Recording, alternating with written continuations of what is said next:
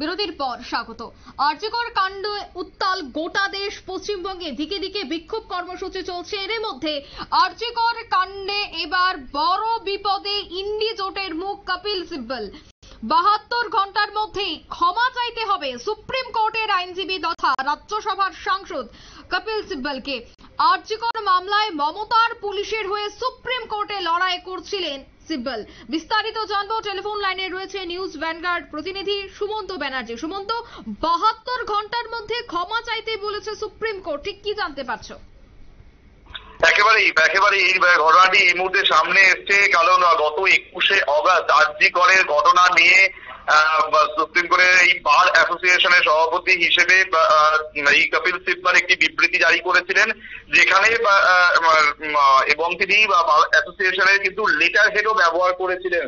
কিন্তু যে কথাটি তিনি ওখানে লিখেছিলেন বা যে বিবৃতি তিনি দিয়েছিলেন সেই বিষয়টিকে একতরফা বলা হচ্ছে। এর কারণটা হচ্ছে, একদিকে যেমন তিনি রাজ্যের পশ্চিমবঙ্গ সরকারের হয়ে লড়াই করছেন, অন্যদিকে আমরা দেখতে পেলাম যে সেই মানুষটি কিন্তু আবার যিনি অভিযুক্ত তার যথাযথ শাস্তির দাবি করেছেন। এই বিষয়টিকে মোটেও ভালোভাবে দেখছেন না, বা যারা অন্যান্য আইনজীবীরা রয়েছেন তাদের বক্তব্য হচ্ছে যে বিষয়টি, যে বিবৃতি তিনি পেশ করেছেন সেটা একই সঙ্গে স্বার্থের সংঘাত বলে তাকে আখ্যা দেওয়া হয়েছে।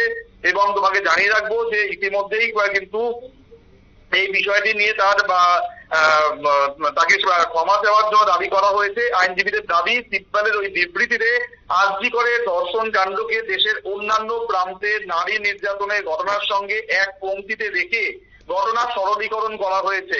আইনজীবীদের যে একাংশ যে বক্তব্য পেশ করেছে সেখানে তারা দাবি করছে যে এই ঘটনা শুধুমাত্র চিকিৎসকদের উদ্বেগের বিষয় নয়, দেশের প্রতি বাবা মা এমনকি বাড়ির সব সদস্যেরও উদ্বেগের কারণ। এই বিবৃতিতে সেই ঘটনাকে ছোট করে দেখানো হয়েছে এবং এটা কনফ্লিক্ট অফ ইন্টারেস্ট, যেটা আমি একটু আগেও তোমাকে বলছিলাম যে কনফ্লিক্ট অফ ইন্টারেস্ট হিসেবে এই জন্যই দেখা হচ্ছে, কারণ একদিকে তিনি পশ্চিমবঙ্গ সরকারের হয়ে লড়াই করছেন, আরেকদিকে তিনি অভিযুক্তের শাস্তি চাইছেন। কিন্তু এই বিষয়টিকে কেন এরকম ভাবে দেখা হচ্ছে সেটা কিন্তু এখনো পর্যন্ত পরিষ্কার নয়, কারণ তৃণমূল বা শাসক দলের বা পশ্চিমবঙ্গে যিনি যারা শাসক দল তাদের পক্ষ থেকে কিন্তু বারবার বলা হচ্ছে যে অভিযুক্তের তারাও শাস্তি চাইছেন।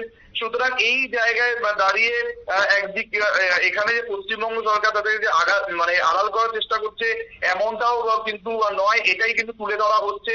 তোমাকে জানিয়ে রাখবো যে বার অ্যাসোসিয়েশনের প্রাক্তন সভাপতি তথা বিশিষ্ট আইনজীবী ডক্টর আদিশ সি আগরওয়াল চিঠি দিয়ে জানিয়েছেন 72 ঘন্টার মধ্যে বিবৃতি প্রত্যাহার করতে হবে এবং বারের সব সদস্যের কাছে ক্ষমা চাইতে হবে কপিল সিব্বলকে। অন্যথায় সুপ্রিম কোর্ট বার অ্যাসোসিয়েশনের সভাপতি পদে সিব্বলের বিরুদ্ধে অনাস্থা প্রস্তাব আনা হবে বলেও উল্লেখ করেছেন তিনি।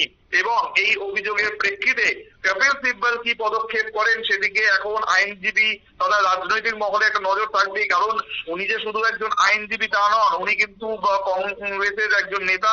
তার সঙ্গে দীর্ঘদিন ধরে তিনি, অভিষেক মানু সিংভি, এরা কিন্তু পশ্চিমবঙ্গে তৃণমূলের যে কোনো ঘটনা বা রাজ্য বা পশ্চিমবঙ্গ সরকারের যে কোনো বিষয় নিয়ে তারা লড়াই করেন আমরা সুপ্রিম কোর্টে, এবং আমরা দেখেছি কখনো কখনো কলকাতা হাইকোর্টেও তারা লড়াই করতে আসেন।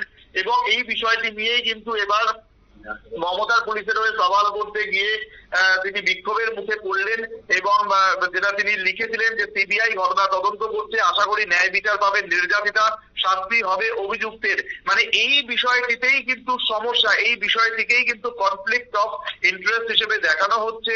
এবং তোমাকে জানিয়ে রাখবো যে একদিকে তিনি যেমন সুপ্রিম কোর্টের রায়কে ঐতিহাসিক বলেছেন, চিকিৎসকদের নিরাপত্তার স্বার্থে বিষয়টিকে ঐতিহাসিক বলেছেন, আবার অন্য দিকে তিনি এমনও নিজের মন্তব্য পেশ করছেন যেখানে কারোর সঙ্গে কথা না বলেই তিনি এক পেশে হয়ে নিজের বক্তব্য পেশ করেছেন, এবং তাও আবার বার অ্যাসোসিয়েশনের লেটার হেডে। এই সবকিছু মিলিয়েই কিন্তু রীতিমতো ক্ষুব্ধ এই আইনজীবীর মহলের একাংশ, এবং তারা কিন্তু দাবি করেছেন কপিল সিব্বলকে অবিলম্বে ক্ষমা চাইতে হবে, নইলে তার বিরুদ্ধে অনাস্থা আনা হবে। যদি তার বিরুদ্ধে অনাস্থা আনা হয় তিনি কিন্তু এই মুহূর্তে বার অ্যাসোসিয়েশনের সভাপতি, সুতরাং তার বিরুদ্ধে যদি অনাস্থা আনা হয় সেটা যে মোটেও ভালোভাবে ভালো ঠেকবে না তার জন্য, সেটা কিন্তু নিশ্চয়ই তিনি বুঝতে পারছেন। কিন্তু তিনি কি পদক্ষেপ করেন সেই বিষয়ে আগামী দিনে আমাদের তাকিয়ে থাকতে হবে।